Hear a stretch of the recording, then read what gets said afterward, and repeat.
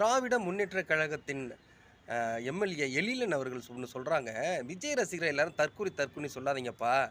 அவங்க யாருப்பா? இந்த சமூகத்திலேருந்து வந்தவங்க தானே. அவங்கள போய் தற்குறி தற்குறின்னு வந்து குறைச்சு மதிப்பிடாதீங்க.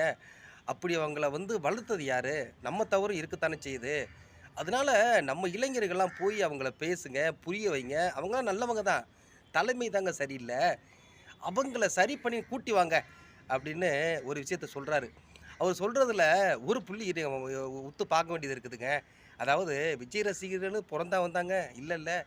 இங்க இருக்கிற அதிமுக வீட்ல வந்த ஒரு பையன் தான், திமுக வீட்லேருந்து ஒரு பையன் தான், விடுதலை சிறுத்தை கட்சியிலேருந்து இருக்கிற ஒரு பையன் தான், கம்யூனிஸ்ட் கட்சியில இருக்கிற வீட்டு ஒரு பையன் தான். இப்படி பல கட்சிகள்லேருந்து வீட்லேருந்து வர்ற பசங்க தானே இன்னைக்கு விஜய் ரசிகரா இருக்கிறாங்க. நீங்க உங்க கட்சிக்காரங்கள பண்படுத்தி வளர்த்துருந்தா, அவங்க ஏங்க சார் இப்படி போப்போறாங்க?